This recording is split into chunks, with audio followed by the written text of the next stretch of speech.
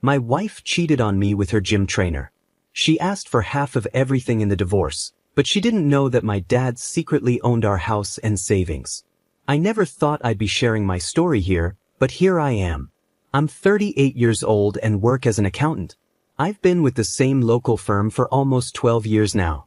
I've always considered myself a pretty practical and calm person, which is probably why I'm able to keep my cool through all of this. I'm married to Joyce, who's 35. We don't have any kids, and looking back, that seems like a blessing now.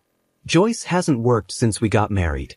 She used to work in marketing, but once we tied the knot, she wanted to take a break and focus on us. I didn't mind because I make enough to support us both, and I thought it was just temporary. We've got a house and a decent amount of savings. It's nothing fancy, but we were comfortable. Joyce was home most of the time, but lately, things started to feel different. It's hard to say exactly when I first noticed, but she began to act distant. She'd stay out longer when she went out with her friends or to the gym, and she stopped being affectionate.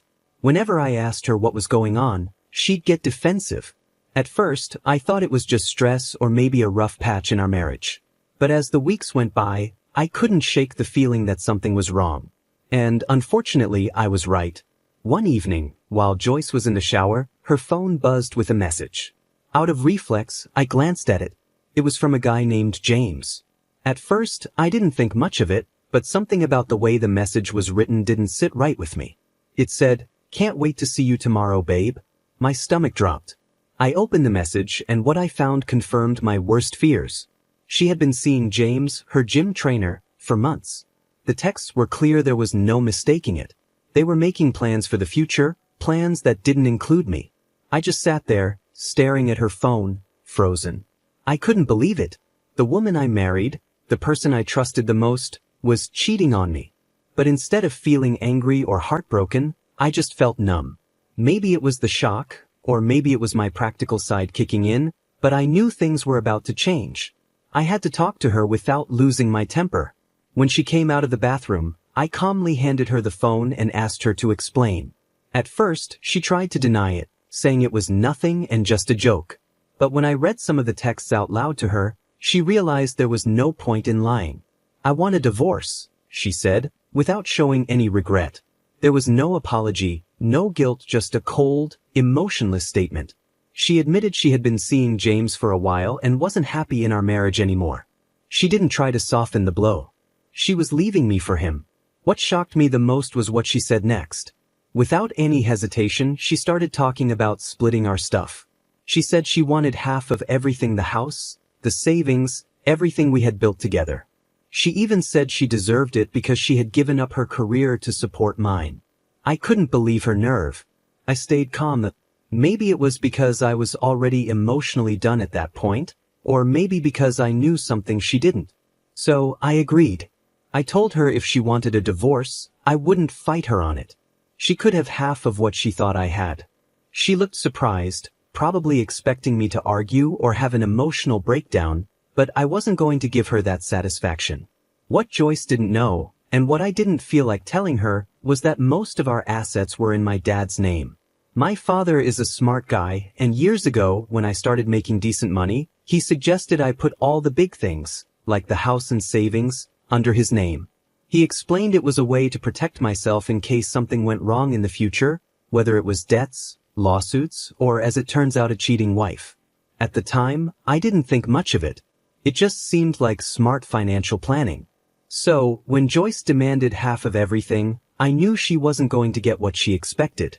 On paper, I didn't own much, just a modest bank account, my car, and a few other small things. The house? Technically, it belonged to my dad. The bulk of my savings? Also under my dad's control. Instead of dragging this into a long court battle, I suggested we go through mediation. I thought it would be easier and cheaper for both of us. She agreed, clearly thinking she'd walk away with a big portion of my assets. But what she didn't know was that this setup with my dad had been in place for years. Honestly, I had almost forgotten about it myself until the divorce talk started. I had planned for something like this, but I can't deny how grateful I am for my dad's foresight. The house we lived in, along with most of the investments and savings Maria had her eyes on, were technically owned by him. I had always kept a low financial profile in my own name, living modestly enough that no one, including Maria, really questioned it. As soon as the divorce process started, I told my dad about it. He wasn't happy with the situation what father would be, but he understood the importance of keeping everything quiet. We consulted a lawyer just to make sure everything was legally solid, and it turns out everything was in perfect order. Maria could demand all she wanted, but there wasn't much in my name for her to take. Maria didn't waste any time and hired an aggressive divorce lawyer, one of those tough attorneys who promises to get everything they can. Meanwhile, I hired a low-key but experienced lawyer, someone who specializes in cases like mine, where there are complicated financial situations. I didn't want a big fight, but I also wasn't going to let Maria and her lawyer push me around. The first step in the divorce process was the asset disclosure, where each person has to show what they own. As you can imagine, this didn't go the way Maria had hoped. I laid everything out honestly, just like the law requires. But when she saw how little there was in my name, her lawyer's confident smile started to fade. I could tell they were both confused, maybe even suspicious, but there wasn't much they could do. Everything I provided was true, and I wasn't hiding any assets. Right there, Maria started yelling at me, calling me names and accusing me of lying. But like I said, I gave her everything I had. After all the shouting and accusations, I told her we could talk again once she calmed down. And now here I am, turning to Reddit because I'm not sure if I handled this the right way. So, Reddit, am I wrong for agreeing to give her half of what's mine, knowing she's not actually getting what she expects? Update, things are starting to get more intense. After the initial asset disclosure, Maria was in total disbelief. She kept accusing me of hiding things, and her lawyer wasn't much better. The look on their faces when they saw the modest numbers was priceless. It didn't take long for them to demand a deeper investigation. Maria kept asking where all the money was. She thought there should be a lot more after all these years. She couldn't believe that, after being married for so long, there wasn't more to divide. Her lawyer quickly hired a forensic accountant to dig deeper, thinking they could find hidden assets. I had saved some money in hidden accounts. At first, I was a bit nervous not because I had anything to hide, but because I knew this would drag the process out. But after talking with my lawyer and going over everything again, I realized there was nothing they could legally find. Everything I had claimed was 110% true, and there was no way to trace the assets in my dad's name. As the investigation went on, I could see Maria getting more and more frustrated. She was used to getting her way, but this time, there was nothing for her to take. It seemed like she couldn't believe that she was walking away with almost nothing. Maria then tried a new angle. She argued that she had contributed a lot to my career and our lifestyle by staying home and managing the house. She claimed that because she took care of things at home, I was able to focus on my job and advance in my career. While I admit it was helpful at times, it wasn't like I was running a huge company. I'm just a mid-level accountant, and my job has been stable for years. There wasn't any big rise in my income that she could point to and say, I helped him get there. Still, she tried to push this idea. She kept saying she had sacrificed her own career in marketing to support mine. But the truth is, she didn't work for long before deciding she wanted to stay home, and that was her choice, not something I ever asked her to do. Her lawyer brought this up again and again, trying to make me look like someone who benefited from her sacrifice, but there wasn't much proof to back that up. At one point, they even tried to involve my parents in the case. Maria wanted to prove that my parents had secretly been giving me money or helping me hide assets. This really made me angry because my parents had nothing to do with this. Dragging them into it was a cheap move, but thankfully, my lawyer shut down that idea pretty quickly. It was clear Maria was getting desperate. As the divorce went on, Maria decided to take matters into her own hands. Since she wasn't getting what she wanted through the courts, she tried to ruin my reputation instead. She started telling everyone in our social circle that I had been hiding money from her and that I was financially abusive during our marriage. I couldn't believe the lies she was spreading. Mutual friends would tell me about how she kept going on, claiming I was leaving her with nothing. She started saying that I had tricked her into thinking we had more money than we actually did. She even went on social media, posting vague but obvious comments about narcissistic partners and betrayal. Of course, some people sided with her. There are always people who take the side of the person who looks like they've been wronged.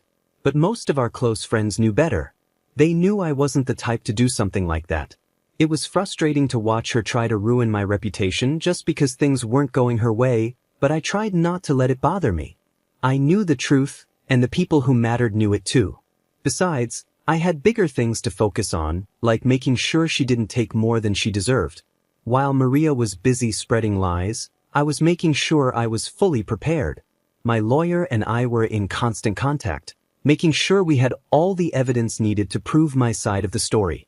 I documented every interaction I had with Maria, every demand she made, and every time she tried to make me look like the bad guy. I knew that if this ever went to court, having that proof would be important. I also started gathering evidence of her affair with James. While cheating doesn't always have a big impact on divorce settlements, I wanted to make sure it was clear that she wasn't the victim here. I had screenshots of the texts she sent him, pictures they took together, and even statements from some of her friends who knew about the affair but kept quiet. It wasn't about embarrassing her, I just wanted the truth to come out. On top of that, I began preparing for the fallout. I knew that once she realized she wasn't going to get half of everything, things would get ugly. So, I kept my distance, focused on my work and life, while making sure I was ready for the next stage of the divorce. One thing that made the whole situation even more interesting was James's reaction. When Maria first told him she wanted to leave me for him, he seemed all for it. They had this fantasy of starting a new life together. But once the divorce started getting complicated, James began to pull back. It turns out he wasn't as committed to Maria as she thought. From what I've heard, he started getting cold feet when he realized being with her might mean dealing with her financial problems. Maria had expected this big new life with James, but he wasn't ready to commit to that. James started losing clients at the gym because of the scandal. It turns out people don't want a trainer who's known for getting involved with married women. Now James is trying to distance himself from Maria, and she's starting to see that this isn't the fairy tale she thought it would be.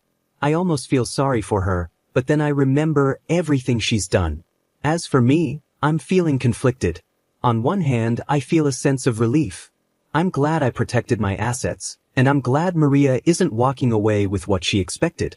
But at the same time, I feel sad. This was my marriage, and I once loved Maria. I thought we were going to build a life together. Seeing it all fall apart like this is tough, even if I know it's for the best. Update 1. Things have taken a pretty crazy turn since my last update. Maria is getting desperate, and it's starting to show in the worst ways. She has realized that she's not going to get the big payout she was hoping for, and now she's trying to make my life miserable. The latest thing is that she's been threatening to ruin my career and reputation at work. She told me that if I didn't make things easier for her, meaning give her more money, she'd make sure everyone at my firm thought I was a terrible person. At first, I wasn't sure what she meant by that, but it became clear when she started showing up at my office without warning. The first time, she acted calm, pretending she just needed to talk. But when I told her there was nothing left to discuss, she lost it. She started raising her voice, saying things like, "I'll make sure everyone here knows the truth about you." Luckily, I was able to get her out of there before it escalated, but it's clear she's becoming unpredictable. Her behavior at home, well, at her temporary home with her parents, has been erratic too. After realizing she wasn't going to get a big payday, she moved back in with her parents. From what I've heard, things aren't going well for her there. Her parents are supportive, but they're not exactly happy with how everything's turned out. Even they seem to see through her victim act.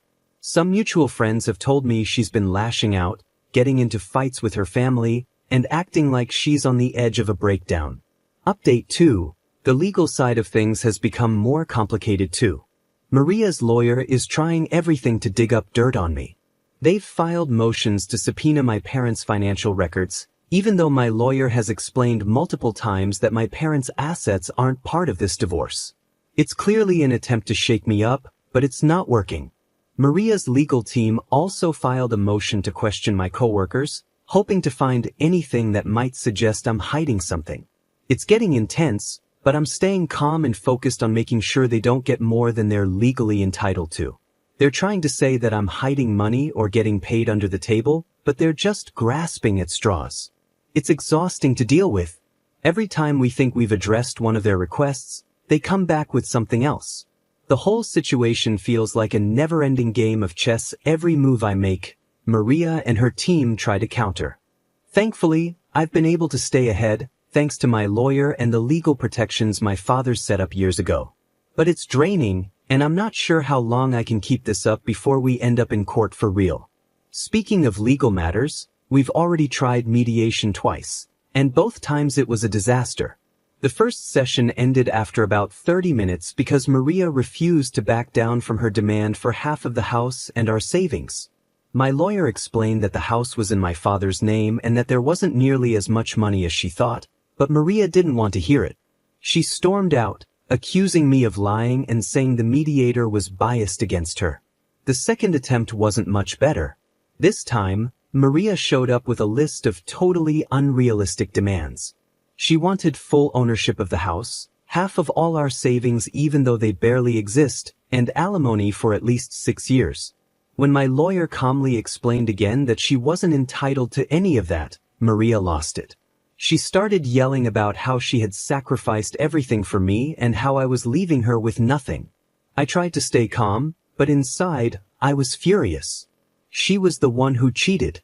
She was the one who wanted the divorce, and now she's acting like I'm ruining her life. It's unbelievable. After that session, it became clear that this divorce is headed to court whether I like it or not. On top of everything, Maria has been borrowing money from her family and friends to pay her legal fees. She clearly didn't expect the divorce to drag on this long, and now she's running out of funds. I'm not sure how she plans to keep paying her aggressive lawyer, but that's not my problem. The more desperate she gets, the more erratic her behavior becomes. Mutual friends have told me that she's spending most of her time at home, complaining to anyone who will listen about how I've ruined her life. It's gotten so bad that some of her friends have started distancing themselves from her because they're tired of the drama and her constant victim act. It seems like everything Maria thought she was going to get from this divorce is slipping through her fingers. Throughout all of this, I've been doing my best to stay calm and handle things strategically. Every time Maria makes a new accusation or demand, I make sure I'm prepared. I countered every accusation with proof. Anytime they asked for financial documents, I provided them because I had nothing to hide. My lawyer has been great about making sure we follow the law exactly, which is more than I can say for Maria's team. I've also been working hard to protect my parents' privacy.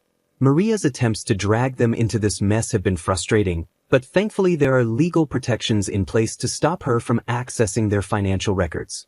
Still, the fact that she's even trying shows how desperate she's become. It's like she thinks if she digs deep enough, she'll find some hidden treasure I've been keeping from her, but there's nothing for her to find. Update 3. The day of the court hearing finally arrived, and the tension was intense. Maria was the first to testify, and she didn't hold back. She made it clear that she believed I had been hiding assets from her all along. She accused me of manipulating our finances, hiding money in secret accounts, and lying to her about how much we really had. She got emotional, painting herself as the victim who had sacrificed her career to support mine, only to be left with nothing. At one point, she was even sobbing, talking about how she had trusted me with everything and was blindsided by the divorce and my supposed financial tricks. But then came the turning point. My lawyer presented evidence of her affair with James. Once the texts, pictures, and details of her relationship with him were revealed, it became clear to everyone, jury, judge, everyone, what was really going on. Maria's story of being the victim started to fall apart right in front of me. At one point, she tried to downplay the affair, saying it was just a mistake and had nothing to do with the divorce, but by then the damage was done. Her credibility was ruined, and it was clear that her financial demands were more about greed than anything else. When it was my turn to testify, I stayed calm and focused on the facts. My lawyer had prepared me well, and I knew that getting emotional or defensive wouldn't help my case. I explained how my assets had been in my father's name for years, how I had provided full financial disclosures, and how I had tried to handle the divorce peacefully through mediation. I also talked about Maria's threats, her unpredictable behavior, and the smear campaign she had been running against me. My lawyer presented all the evidence of her accusations, both publicly and in court, and showed how baseless they were. We laid out the truth about our finances. The house belonged to my father, our savings were modest, and there was no hidden stash of money that Maria could claim. The judge seemed to appreciate how straightforward I was, and it felt like things were finally starting to turn in my favor. I didn't try to make Joyce look bad, but I also didn't hide the truth of what happened. The facts were clear, and I presented them without drama or exaggeration. A few key witnesses were called during the trial, and their testimonies helped wrap things up. First, my father took the stand. He explained the financial arrangement we had set up years ago, how the house was in his name, how the investments were under his control, and how all of this was done as a long-term financial protection. He made it clear that these assets were his, not mine, and that Joyce had no legal right to them. Next was one of my colleagues from work. Maria's team had tried to argue that I was hiding money by getting paid under the table or through secret bonuses. But my colleague quickly shut that down. He testified about my modest income and how my salary was transparent. There were no hidden payments, just the regular paycheck I had already disclosed. These witnesses were crucial in proving that Maria's accusations were groundless. The judge could see that there was no secret plan on my part, just a simple financial setup that Maria hadn't bothered to understand. After days of testimony and legal arguments, the judge finally gave the verdict. It was a huge relief to hear the decision. The divorce was ruled in my favor. Maria's demands for half of the house and our savings were denied completely. The judge ruled that since the house and most of our assets were in my father's name, Maria had no right to them. The only thing she was awarded was a small amount of alimony for a short time, just enough to cover her legal fees, not enough to maintain the lifestyle she was hoping for. The judge made it clear that her affair and her lack of financial contribution to the household played a role in his decision. He saw through her attempts to play the victim and ruled accordingly. As the decision was read, I felt a huge weight lift off my shoulders. All the stress, the constant accusations, and the fear of losing everything melted away in that moment. I knew I was legally in the clear. Joyce, on the other hand, didn't take it well. As soon as the judge finished, she burst into tears, yelling that the system was unfair and that I had cheated her out of what was rightfully hers. She stormed out of the courtroom, leaving her lawyer looking exhausted. It was clear she hadn't prepared herself for the possibility of losing. For me, the immediate feeling was pure relief. I thanked my lawyer, who had done a great job throughout the whole process, and left the courthouse. My phone was buzzing with messages from friends and family congratulating me on the outcome. Word had spread quickly, and people in the community were already talking about the case. It felt good to know the truth was out and that I could finally move on with my life. But Joyce wasn't done. Outside the courthouse, she had a complete meltdown in front of a small crowd.